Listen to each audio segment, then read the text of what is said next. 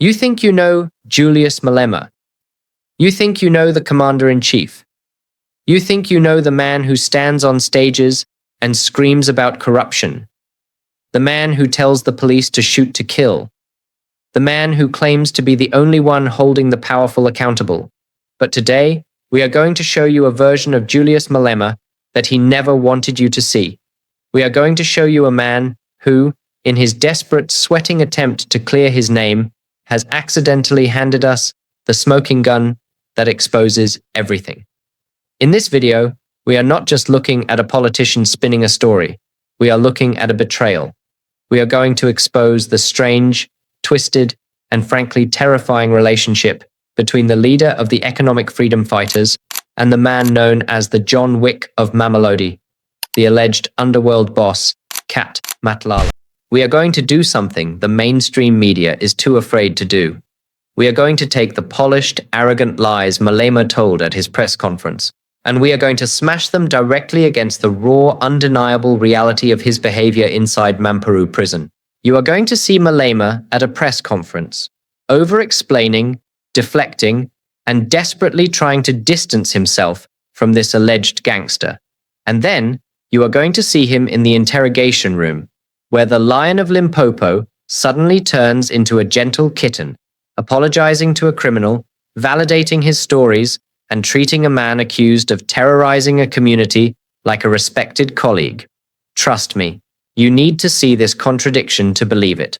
So please, click the like button and subscribe right now, because we are about to go where no one else will.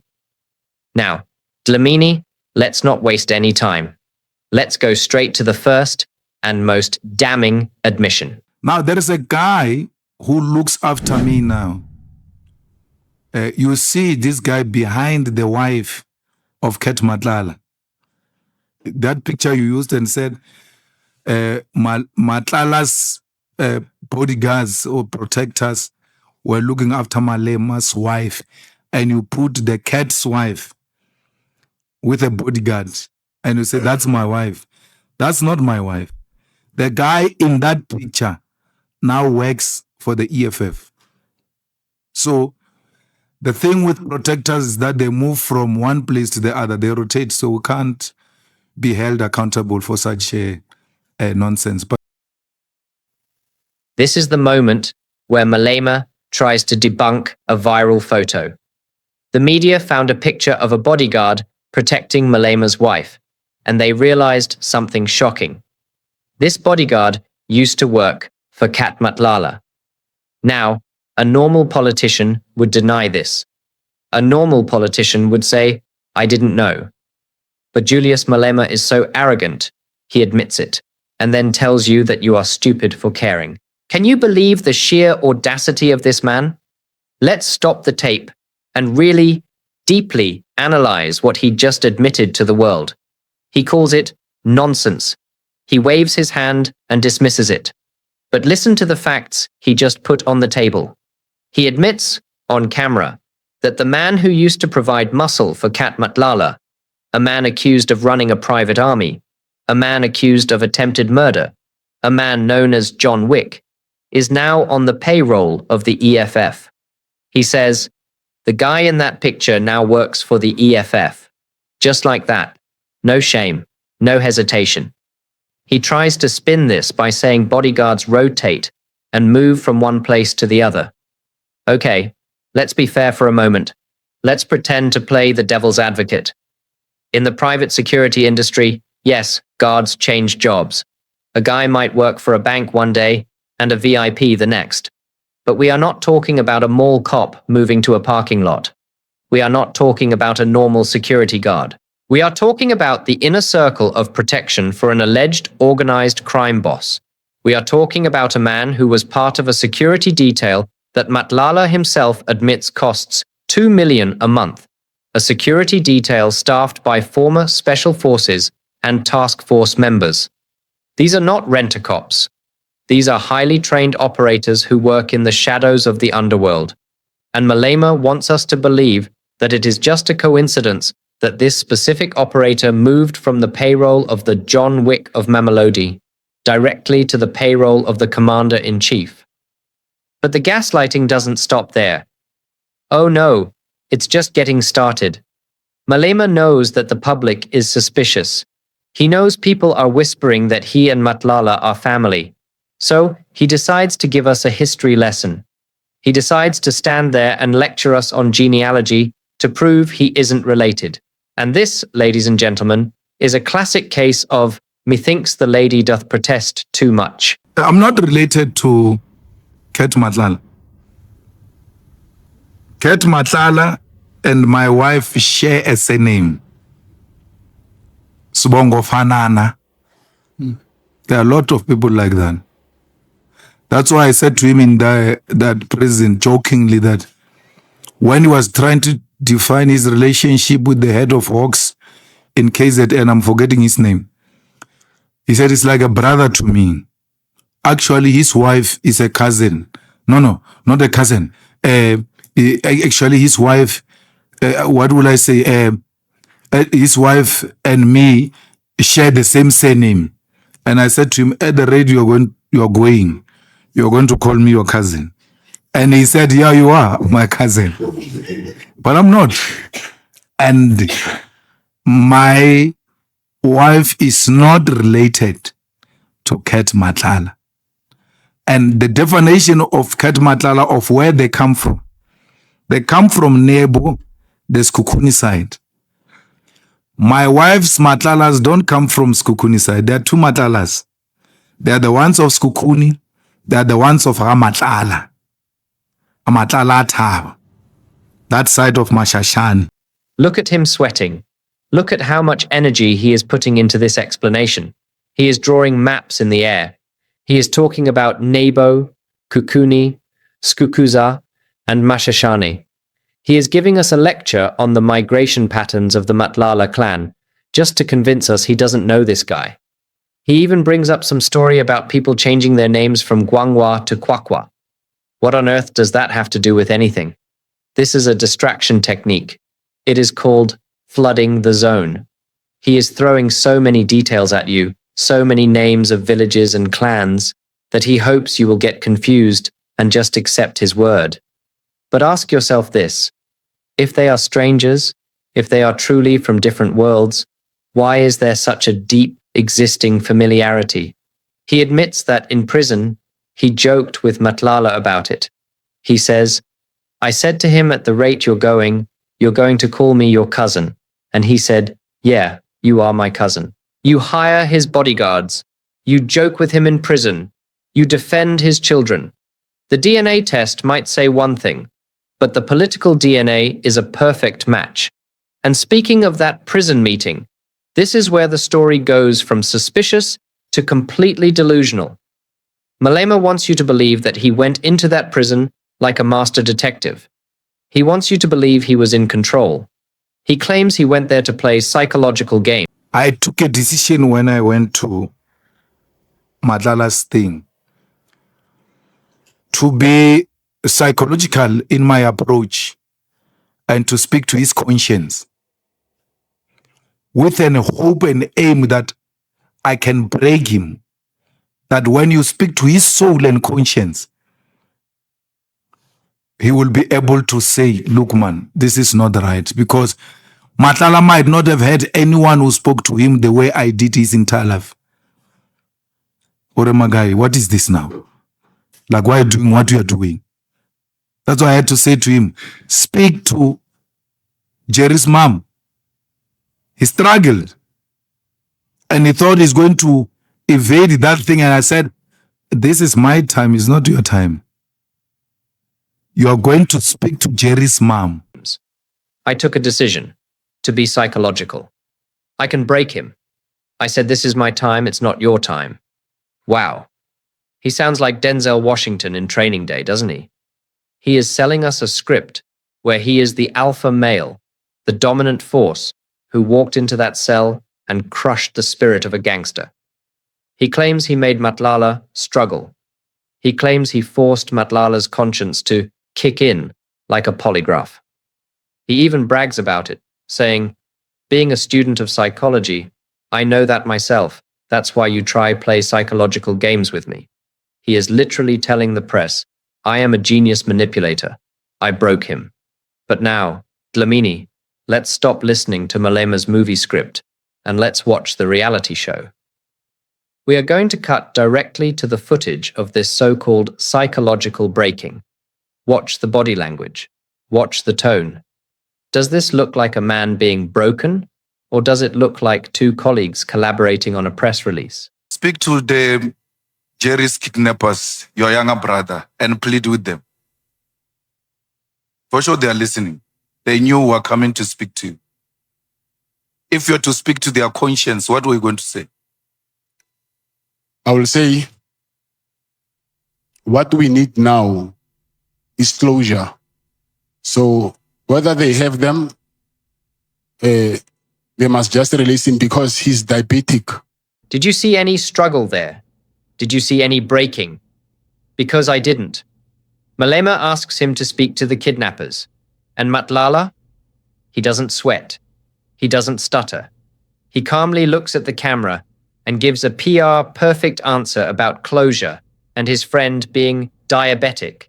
He spins a story about how Jerry was his very, very, very close friend and how he would never harm him.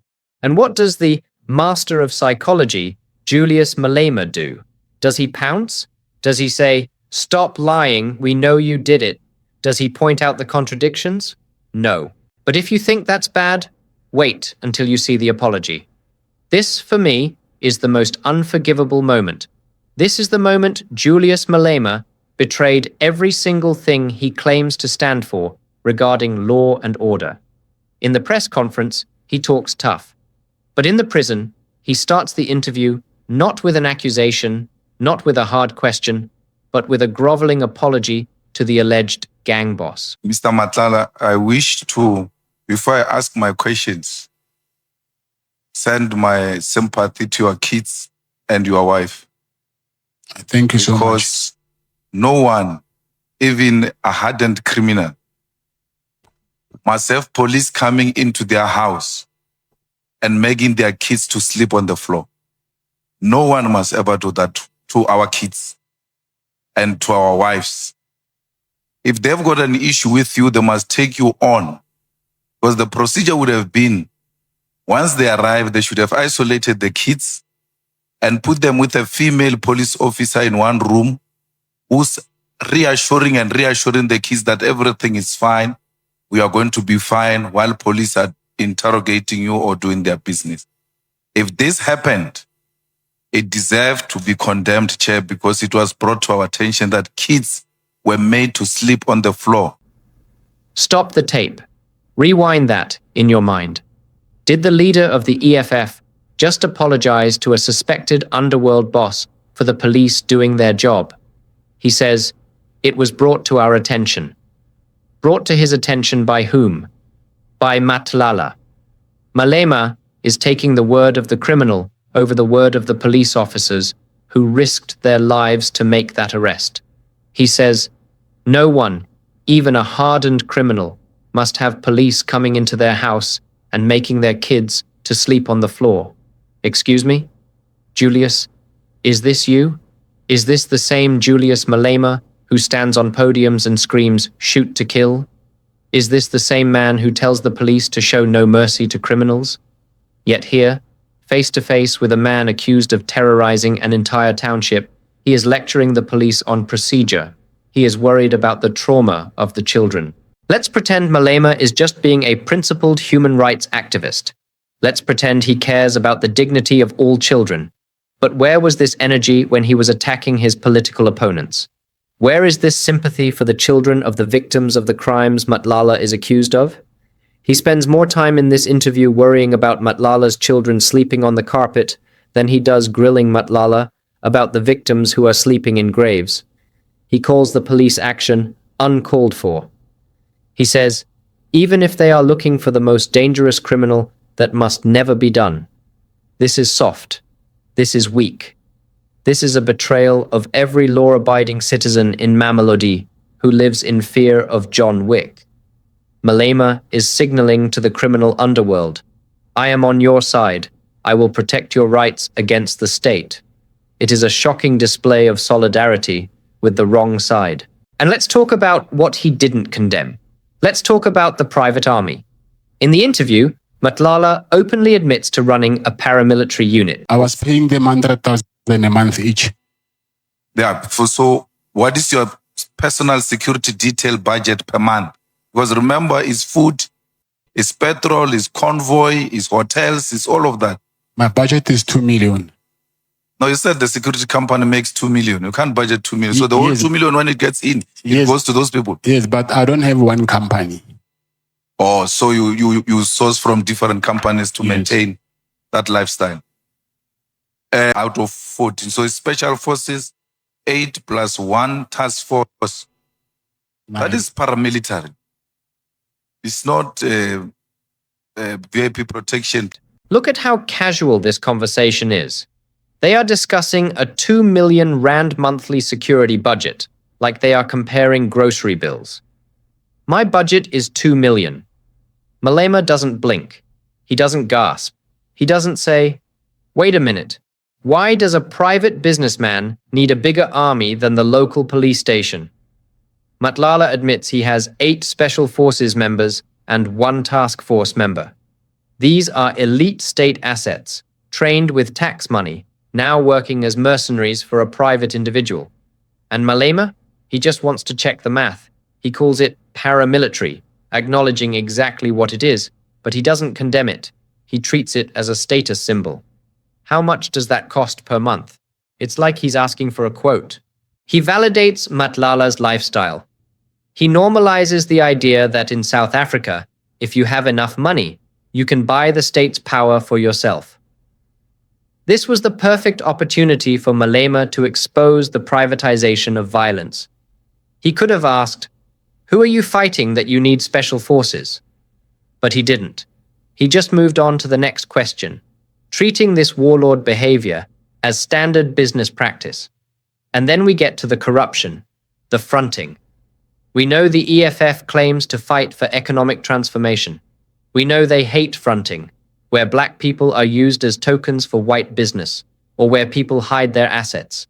But look at how Malema handles Matlala, admitting to fronting with his own sister. Do you accept that after you wanted to save the image of the company, you put your sister as a director so that you can front her?